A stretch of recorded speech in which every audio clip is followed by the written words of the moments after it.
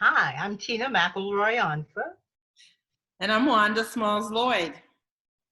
Wanda and I are twins in some way. We've known each other for more than half a century.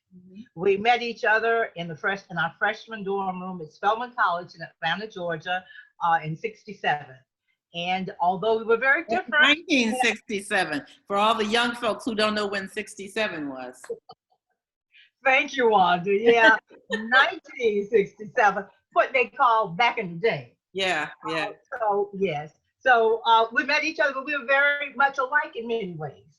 We were both English majors. We came from mid-sized Georgia towns. Wanda is from Savannah. I'm from Macon, Georgia. We came from the same kind of family background, but they did not take into consideration that people are different. And so Wanda and I were very different in temperament. She wanted the window open at night. I wanted the window closed. She made her bed every day. I said, "Why make your bed every day? You're just going to get back in it." But Wanda's friendship and mine has lasted and matured and enriched both our lives. And let me just say that I came to Spelman knowing exactly what I wanted to do. I wanted to be a journalist. I knew this from the 11th grade. And Tina knew she wanted to write something. I wanted to be a writer. I wanted to tell stories. I wanted to write. She wasn't quite sure what she wanted to write. She figured it out, but it took her a minute to figure it out with a little help from her friend Wanda. With the help of my friend Wanda, I was telling Wanda and I split up as roommates, but we certainly stayed together as friends. And we were both English majors, and we were, it's a small college at the time. Spelman was a fairly small population, and you knew everybody there, so you really were close to, I think, your classmates. You had an opportunity to, and so we went on for a while, and I was still wanting to write, and Wanda was, of course, the editor of the school newspaper, because Wanda came there knowing what she wanted to do. And so one day Wanda came storming into my, when I say storming, that's how Wanda comes in. Wanda walks with purpose. Right? Not so much anymore, though. Not, at this age. I walk, but not with as much. We're grateful to be walking at this age. Yeah, but she walked in and said, "You know what, Tina? You say you want to be a writer, and you are even on the school newspaper." So she shamed me into journalism, and it was just years and years later I realized, oh, Wanda's the one who made me a journalist. She's the one that set me on that course. So we've been friends all through book tours and, oh God, jobs, and Wanda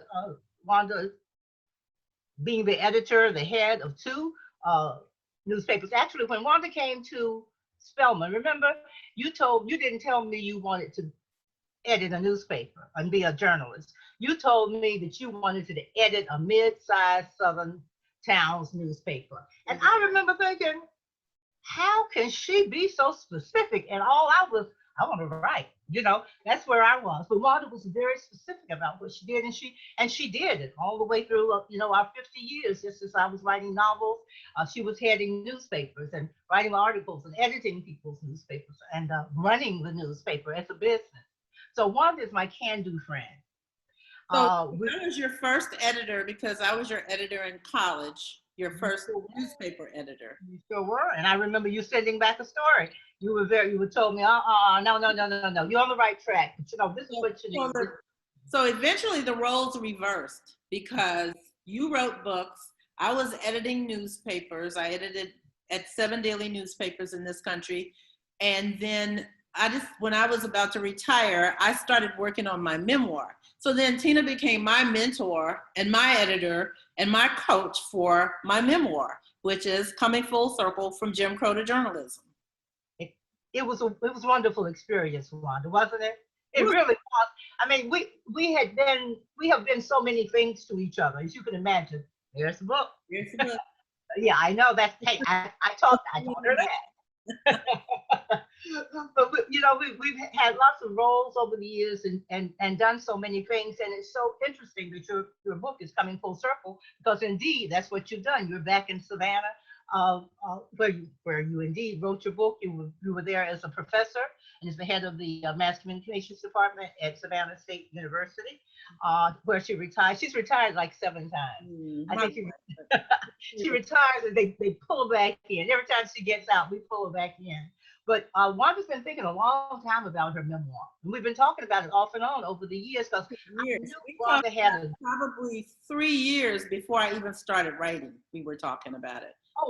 Wanda, we talked about it when I visited you in Montgomery. Yeah, I remember a little bit of that, but I really remember the conversation when I was about to retire. I was executive editor at the Montgomery Advertiser, and I either called Tina or she called me, and we started talking about, well, how do I write a memoir?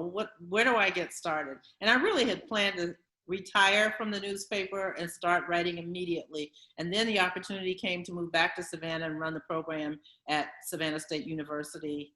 And then I put it on hold for 3 years, and then eventually we got around to really working on it in earnest. So one of the things I wanted to talk about, because a lot of people wonder about the process of writing, and Tina was really helpful in helping me with the process of writing. We had meetings probably every couple of weeks. We would just sit down for a couple of hours on the phone, because I live in Savannah, you live in St. Simon's Island, and you don't about 100, about 80 miles or 85 miles away. Yeah, so we don't really see each other that much. And Tina was telling me all the things that I needed to do to have a smooth process in writing. And did I listen at first? No. No, of course not. Well, what happened is, the process is just, I teach as well as write, and I teach reading, I teach writing. And one of the things that I have discovered over 50 years is process is at the core of everything that you do. And once you find your process is very specific. Once you find your process, meaning, when do I work best? When did I do my best material? Do I work in the day or do I work at night? Do I need silence? Do I need music? You have to ask yourself all these questions, and all these questions tell you what your process is. Yeah. And once you learn your process, so this is the most important part, respect your process. Mm-hmm. Don't get away from it thinking, oh, I can do it a different way. Or, if you work best when it's quiet, and all of a sudden the environment has become loud because of children or noise outside or whatever, you've got to address that. You can't just, if it's earplugs, it's something, but if your process is being quiet, you've got to respect your process while you're doing it. So Wanda, of course, had her process. She's edited newspapers, written articles, co-edited a book. And so she certainly was a writer, and she knew where she was going. But the first 2 chapters, I think you sent me. The first 2 chapters. And Tina gave me all these things that I should do. She said, well, maybe you want to think about making an outline. Did I do that at first? No. She said, maybe you want to think about where you write, get a nice quiet place. No, I'm writing out in the open in the sunroom where people are going through, family and other people visiting the house. Maybe you ought to think about writing at daytime only or nighttime only, or set aside 2 hours a day. No, I just, catch as catch can. Maybe you ought to think about just putting everything else aside and just write. No, I continue to do, volunteer work with organizations, helping people, coaching young journalists on the phone, and just all that other stuff. So I put these 2 chapters together and I sent it to Tina, and she said, well, you have some good information here, but you write like a journalist, and I want you to stop it. You need to learn how to write like a nonfiction writer. And that's what I had to do. I had to stop and think about, not just hear her say it again, but I had to think about what it really meant. And that took really what it meant, yes, to stop. Journalism is who, what, where, when, why, and I always think of it as a, sort of an open hand, and that's where you want to be, with your hand open. But writing nonfiction, writing an essay, writing a nonfiction book, a biography, is kind of like this, it's like between, this is journalism, and the handout is, for me, is writing. Well, fiction. Well, somewhere between here and here is nonfiction. It's sort of, because you need that where, why, when, and all of that, but you also need to write thoughtfully and, go deep and remember things and allow yourself to remember, allow yourself to hurt, allow yourself to write about a hurtful situation, an awful situation. Those are the things, and to me, those are the joys of writing. Fiction and nonfiction, as opposed to journalism, because journalism needs to be tight. But what with a memoir like yours, I like to think of it as going on a journey. It's kind of like that. It's not like type, and but it's a journey. And Wanda knew where she was going. She was self-assured. She writes beautifully, and she just needed to stop and say, "Oh, okay, I can kind of relax in this. I don't have a deadline today at the end at 6 o'clock. That's right. I can write." And boy, that's all she needed. I mean, it's wonderful, when you give, it's like, nursing a little bird and letting them go. Oh, they're flying. That's kind of how I felt, because she went back and she just nailed it. All she needed to do was say, "Oh, okay, I need to think. Let me slow down." The things that you just said that you did. And, it started, started sending me, chapters. And after a while, I stopped reading. I said, "Hey, girl, you're You good." did stop reading, and I was wondering why you stopped reading. You did. You stopped reading. Well, you stopped giving me feedback on what you were reading, and then I stopped sending you stuff. And every now and then, I would call and say, "Okay, can you read just this little bit of snippet here, or can you give me some advice on how to sort of put this together?"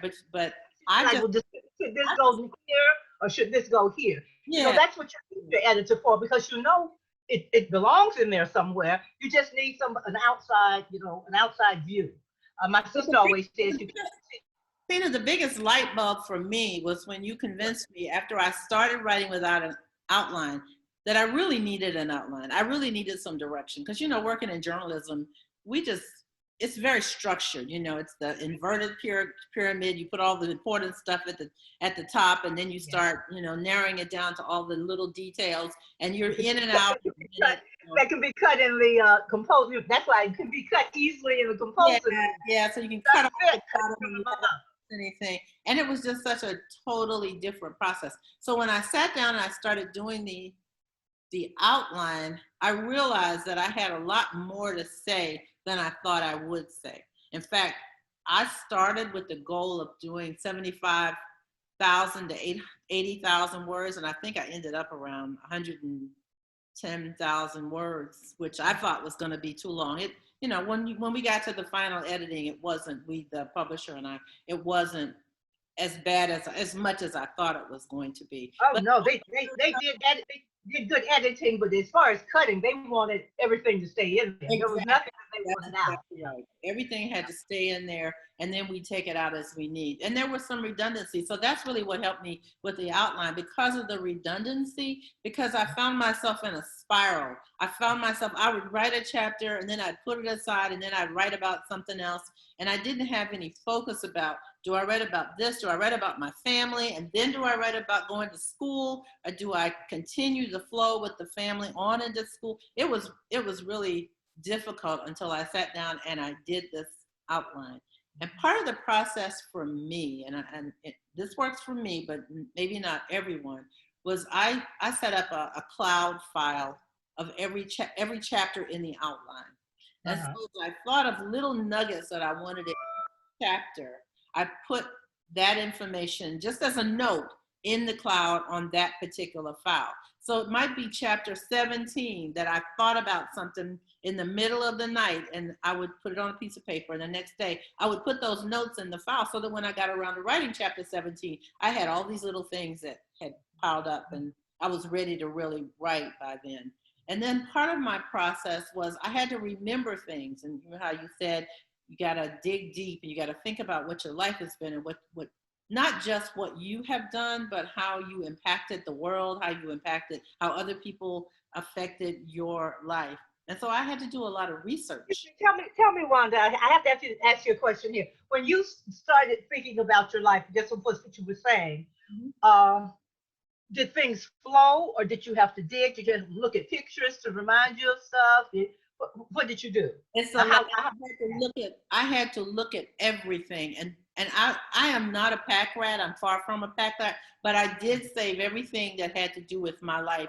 I've saved every article, and all journalists do that anyway. Every article I ever wrote, every article that was ever written about me, every chapter of a book, and I've written lots of chapters in journalism books and journals, journalism industry journals. Everything was written about me or that I wrote. I also looked at pictures And, I used to fuss at my husband because he would take a picture. Every time I turned a corner, he was taking pictures of this and that. Every time we went somewhere, back in the day when we had, real big, hokey cameras. And I used to always just frown and say, can you stop taking pictures? But then when I went through those photo albums, how grateful were you, huh? Much things that I had forgotten. And I want to give you an example of how looking at something visual really helps with the writing.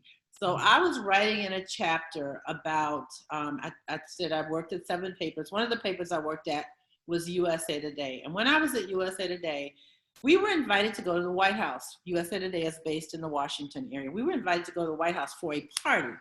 And I was trying to write something about the experience of going to the White House because I met someone who became one of my best friends and still is one of my best friends. And she lives in Savannah. And so I was writing about this experience of meeting this woman, and I couldn't remember when we went to the White House. And I kept trying to think. I went through the internet, and when we went, it was, I can't remember the year now, it was in the early 90s. So the internet wasn't then what it is now. So there wasn't anything on the internet about this particular party during the Clinton administration. Okay.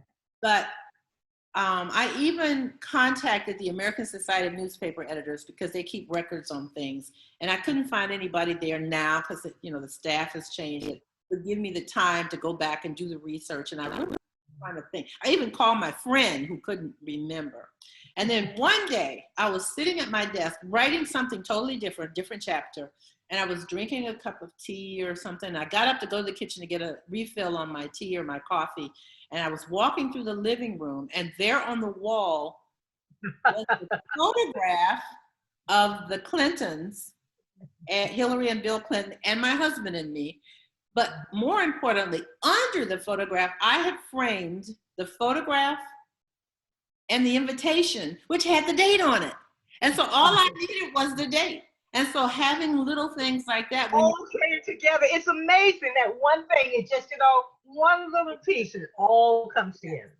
And I just wanted the date. And that's where I found the date right there on my wall. And I had been walking around this house probably for weeks trying to remember this date. And it was just, I must pass this wall 5 times a day, if not. That's such a parable, that's such a story. Just, what we're looking for is right there. We go all around. Well, speaking of which, would you bring your book closer to the screen, because I want you to tell us about the photograph. You're talking about keeping photographs. Yeah. Look at this wonderful photograph. What's it from? What year?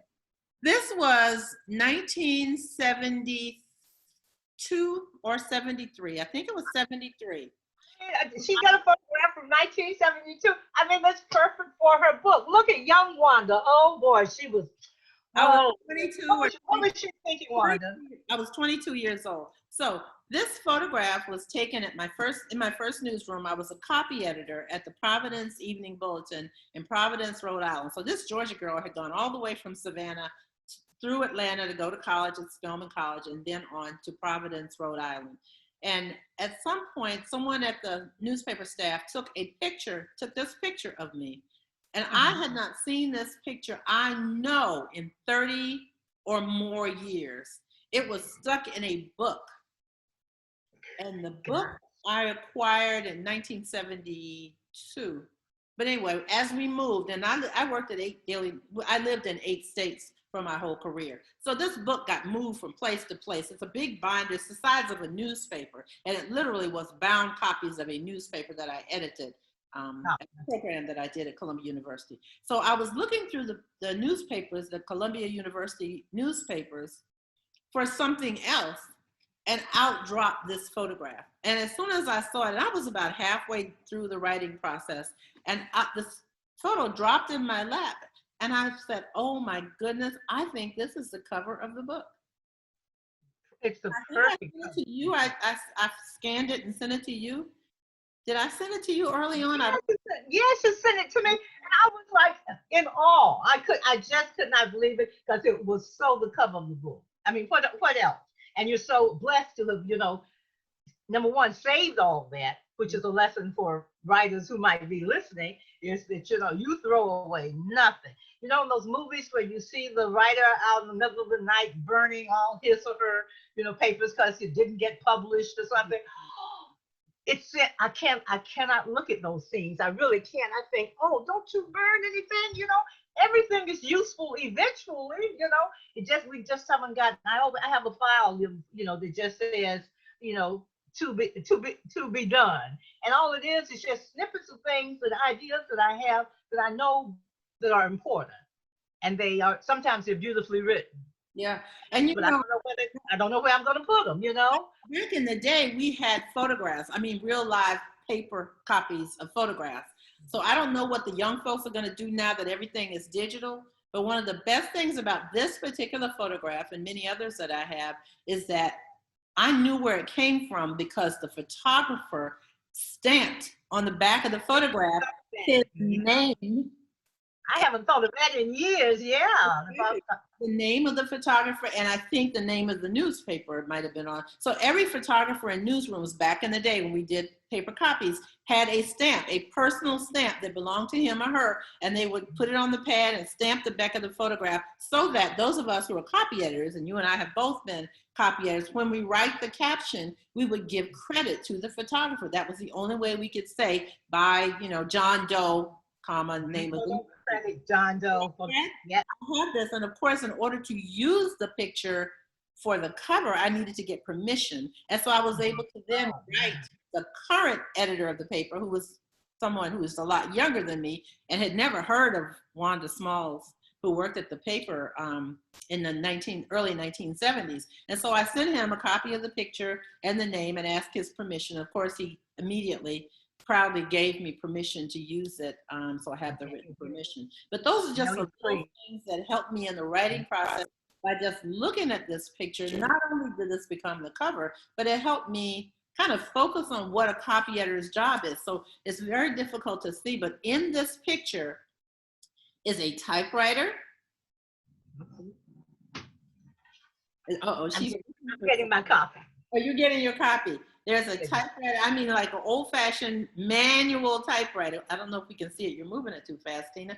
There is a copy pencil. And when I say pencil, I mean lead pencil. There is a gum eraser. The long sheets of paper, the pneumatic tubes. And so in the book, after looking at this picture, I was reminded to describe what a pneumatic tube is. And I set it up to say something about the pneumatic tube life cycle of a story, because the story goes in the tube, very much like when you go to the bank. You put your money, if you're drive through, you put your money in this little tube, and then it goes whoosh over the, you know, and it lands somewhere, and they put your money in the tube or your deposit slip, and then it comes back your way. And then there are people sort of in the background. So having a photograph also helps in the writing process, because you can describe what was going on around you. And that's what I was able to do, to describe kind of a typical newsroom. I have to turn the book on the back, because on the back, there's a typewriter, if you get it. And my publisher, which is New South Books, put a typewriter, a more modern typewriter, it might have even been an electric typewriter, on the back cover. And when they sent me the cover, I said, you know, I really like the idea, but can you put an old-fashioned typewriter? And they didn't know what I was talking about, old-fashioned typewriter. They thought that was old-fashioned. And so I said, well, no, like the one I still have on the shelf in my living room. And they were like, oh, you got a picture. Can you take a picture of it? And so this is actually my typewriter, the typewriter that I learned to type on. And another writing story, I grew up in a funeral home, and I learned to write obituaries at the kitchen table. Which of course is a book in itself. That's a whole nother book. So that's the typewriter that I learned to type obituaries on at the kitchen table. And I have a story about that in the book as well. I didn't know that was the typewriter. I'll have to inspect the next time I see it. I'll have to look at it with more reverence. Well, you know, it's interesting. It's not an electric. That's not an electric typewriter in the back. No. That's old-fashioned. Oh yeah, that's right. That was the electric thing. Electric. where you, when you turn the carriage, you sling it back and then you type a little more and then you sling it back and you type a little. Well, you know, that's interesting. They have app where you can have the sound of hitting keys, while you're hitting the keyboard. And yeah, when I read about that, I saw that they had it. I remember the feel of it wasn't just the sound. The non-electric typewriter had sort of a kick to it. You hit the keys and the thing went up on so it was a different kind of feel. It was a different kind of feel. So with the expression, coming in and slamming out a story, or coming in and all those expressions were like hitting the keyboard. Very interesting. Yeah. But even describing the sound of a typewriter is writing exercise. If I were teaching this in a classroom, I would put the typewriter in front of my students and I would say, and I would maybe type something, although I don't think I can type on a real typewriter anymore, having to a computer, and ask them to, describe it, write write a page about what you see, or maybe have them type on it. What do you feel? It's a real good way of teaching writing, to experience something that's not the norm, or to describe something that is either in a novel, like the click, click, click, clicks of the have you frozen on me? Oh, there you go. The click, click, click, the sound of, when you said that, my assignment would be the sound of the click, click, clack of that's what I would probably describe, because it has a specific sound of its own. And we don't hear that sound anymore. I mean, it's just, nobody hears the sound of a typewriter. It would be the same as describing the smell of food cooking, for example. Absolutely. Or the ocean, or anything like that. Because you get the sight and sound, the smell of it.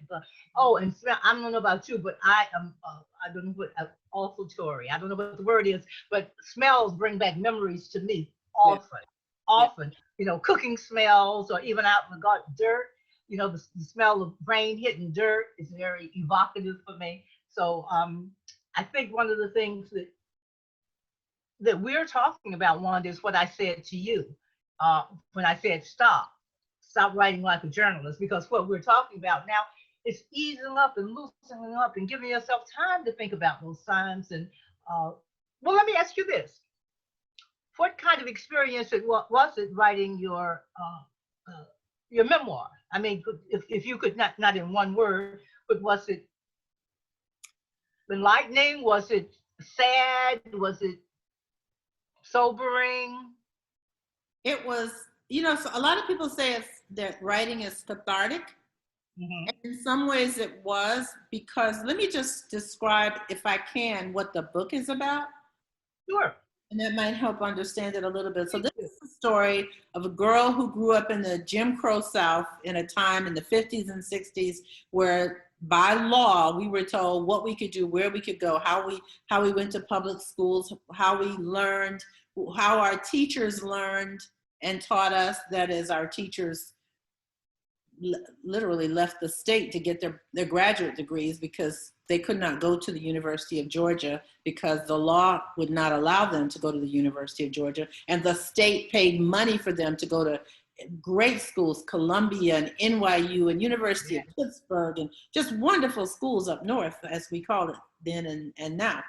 So this girl grew up under the restrictive laws of Jim Crow. We had certain neighborhoods we were living in. We learned certain kinds of things in school. We learned, I like to call it the classics, especially when we got to college, but we also read Black authors.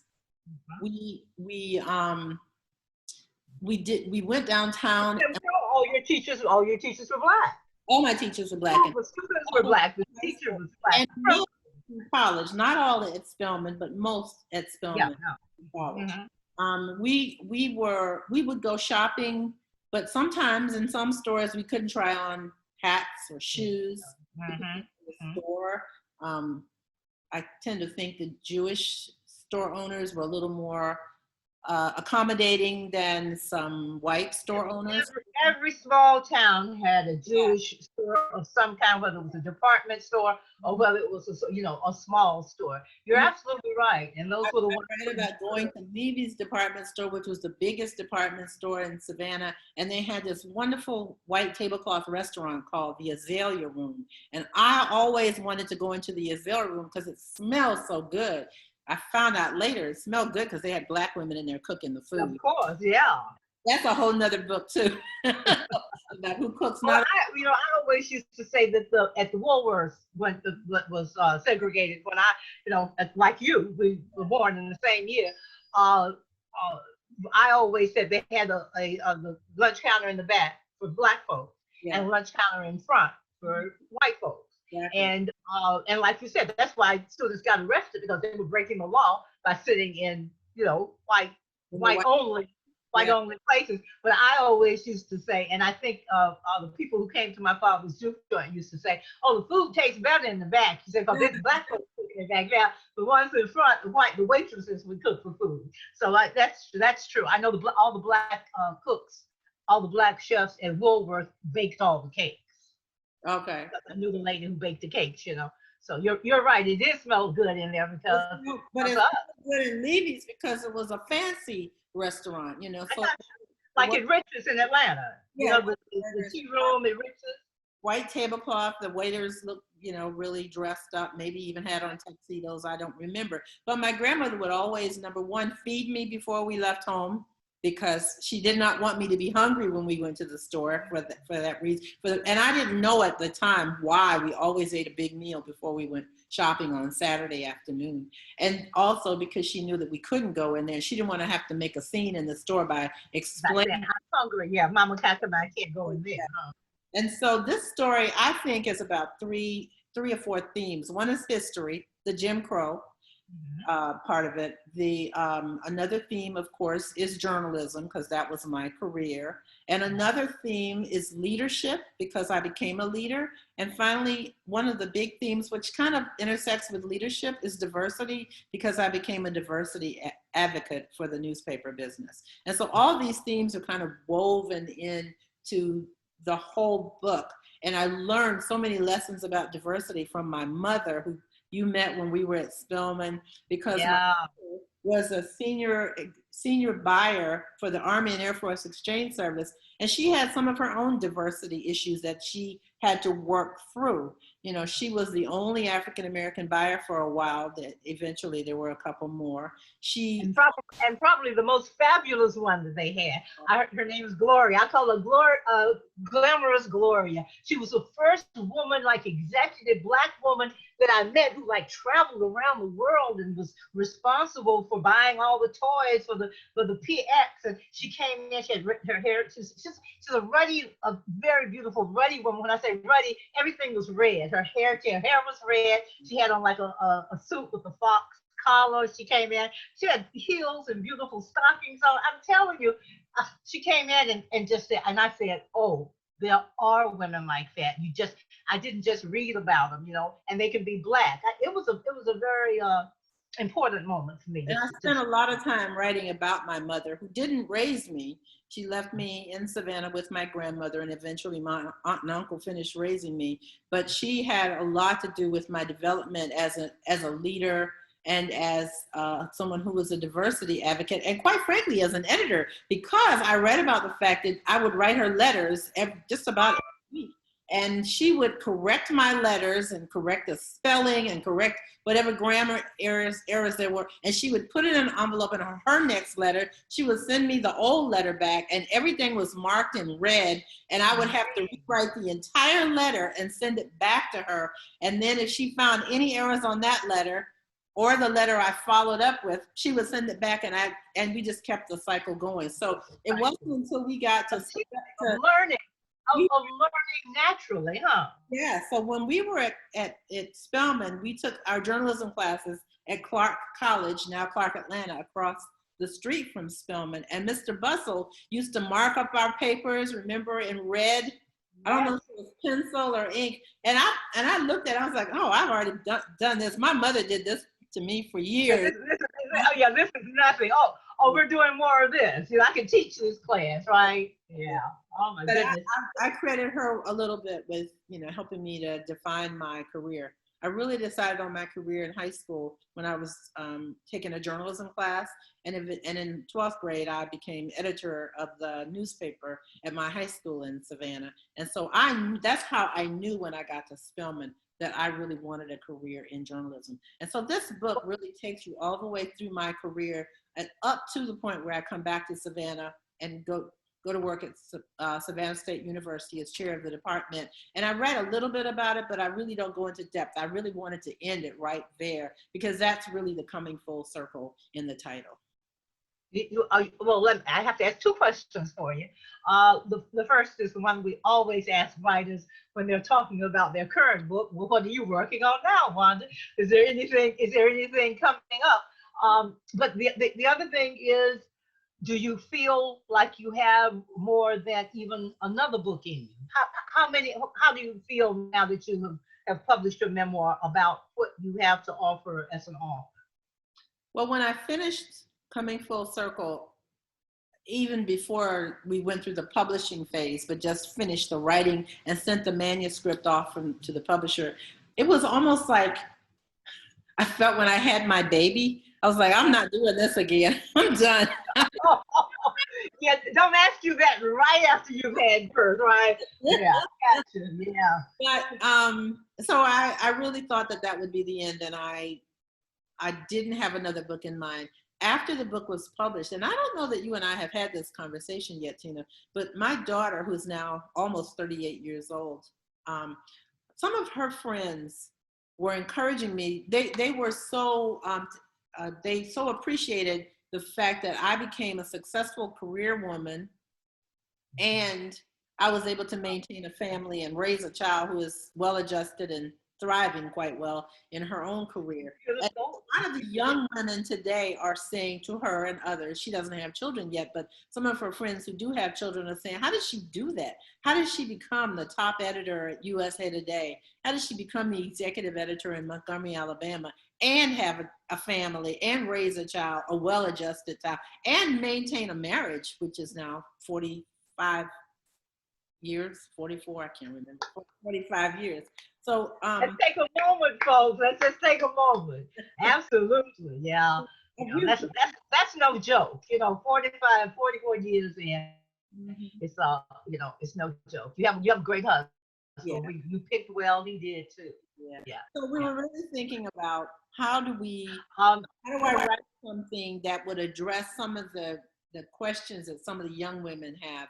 And I was really starting to put an outline together. And then one day you called me and you said, this was right around the time right after the death of George Floyd.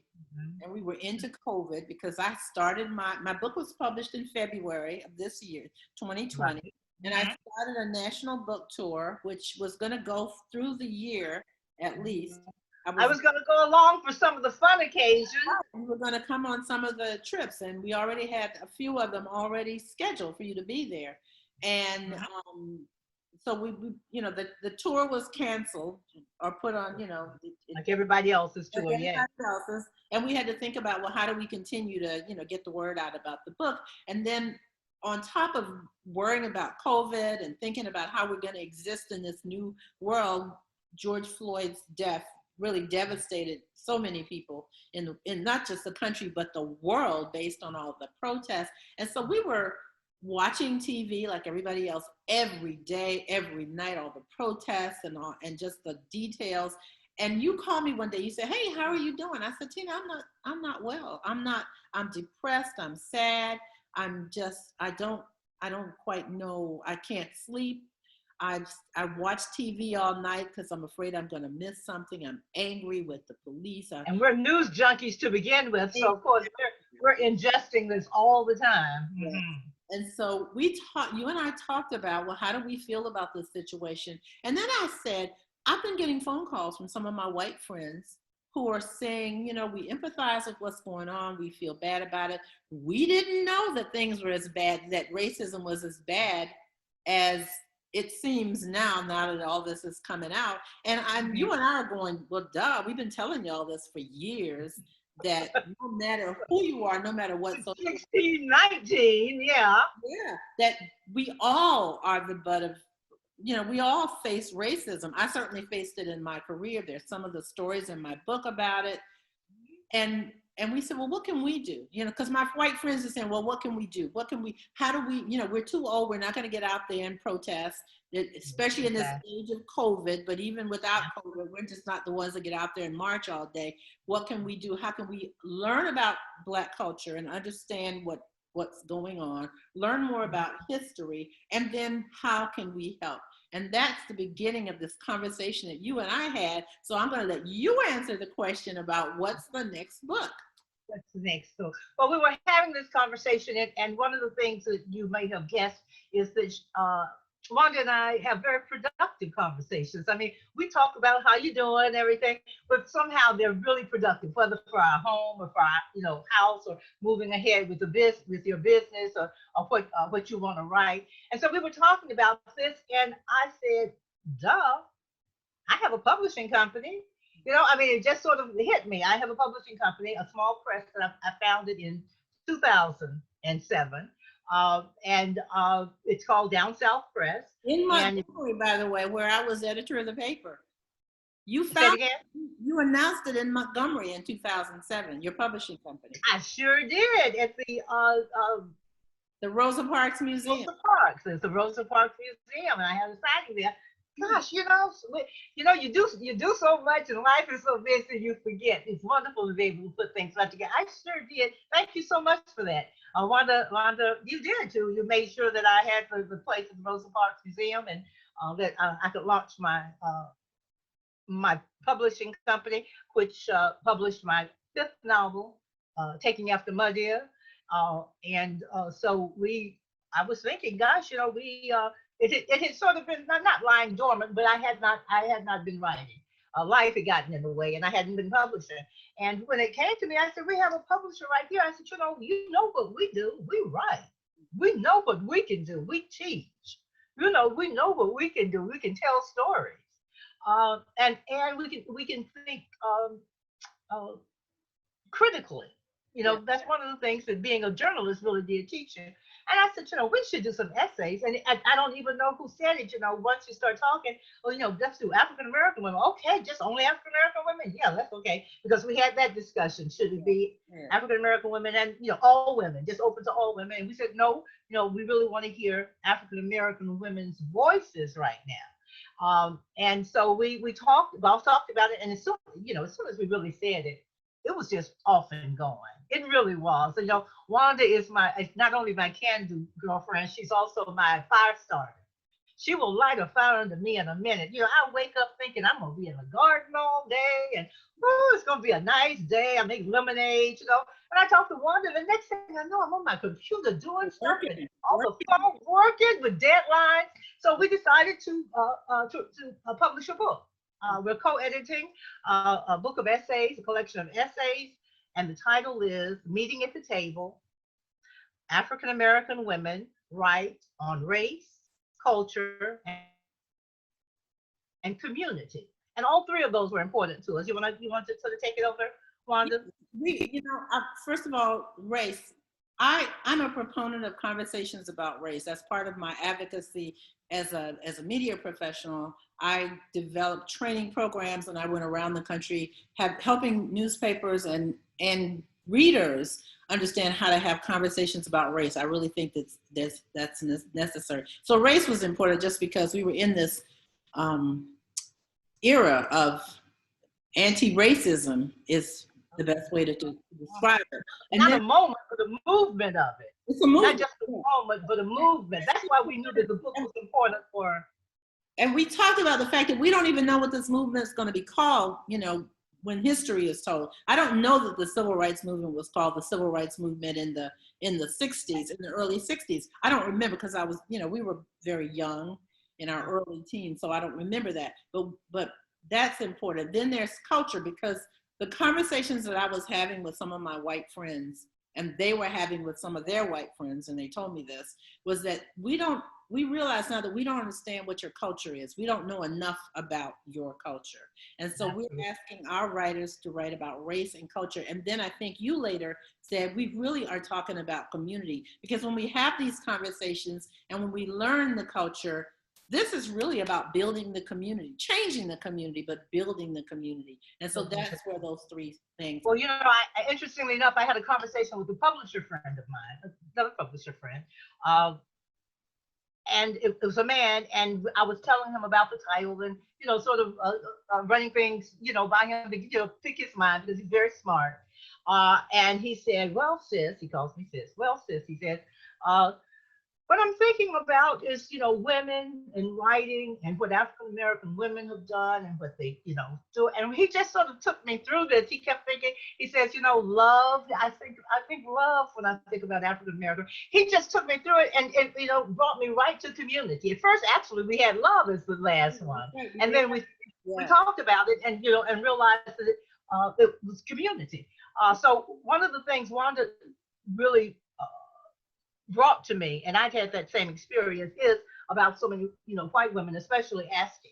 But one of the things that I was also very interested in and insisted on is that these are essays that are written from the hearts of Black women, from their experiences, which are quite varied, but that they were speaking, and that anyone who wanted to really hear and listen and know the soul of our community, the soul of our culture, and the soul of our women especially, you know, could learn something from it. So I see it, it's, you know, it's a dual thing, you know, where my vision is that these are essays that speak from women's hearts, and some of them famous and some of them, you know, not as well known, but also that in answering these questions and in speaking from the heart, you know, that women of, you know, non-white women and non-Black women, I'm sorry, could really get something from it. I mean, I just think that the book and what we're writing about comes from such a deep and rich place. Like you said, you know, we don't know your culture.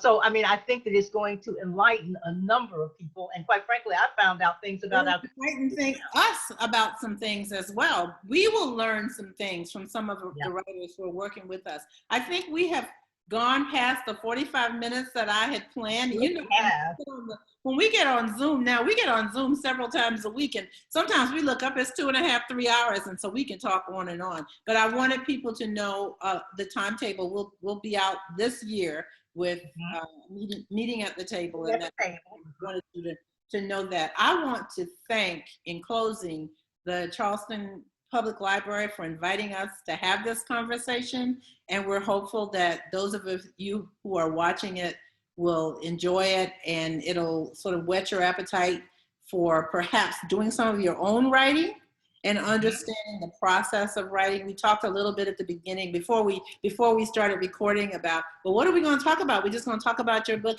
And we decided we really wanted to focus on the process of writing. So that's largely been what we've discussed today. But also thank you for being. I'm sorry, before we go, can we tell a couple of the names that we have already who are going to be writing, the people, women who are going to be writing for our meeting at the table, which, as Wanda said, we're aiming to get it out before the end of the year, which is a very tight schedule, and we know that, and our contributors know that. So, you know, keep us in mind. We also have a GoFundMe page, so you can help us that way. But one of the things that Wanda, did I forget my thought? Help me. Well, you're going to name a couple of people who are writing. Say it again. You're going to name a couple of people who are writing. Thank you. See, we do that all the time, because between us, you know, we can't remember everything. It's kind of like having a husband. She's like my work husband. She finishes my sentence and she knows what I'm going to say. But we're very proud that we have essays coming in already from the mayor of Atlanta, Mayor Keisha Lance Bottoms. We have Imani Perry. Many of you may know her from her wonderful book, Breathe, her bio of Lorraine Hansberry, who wrote A Raisin in the Sun. We also have, we got a couple of your names. Sure. There's a woman that a lot of you may not know. Her name is Sheila Brooks, and she's the CEO of SRB Communications. She is an African-American woman with a multi-million-dollar office on L Street in Washington, D.C. She is a bad sister, and she has I didn't even know her. amazing story to write. So we're going to end it here because I think we've gone over our time. But again, thank you, Tina, not only for joining me in this discussion, but also writing the foreword to Coming Full Circle. And we hope all of you have enjoyed this conversation. Thank you. It was my joy. It's my joy to write the foreword. It's my joy to talk to you. Thanks for joining us. Bye-bye.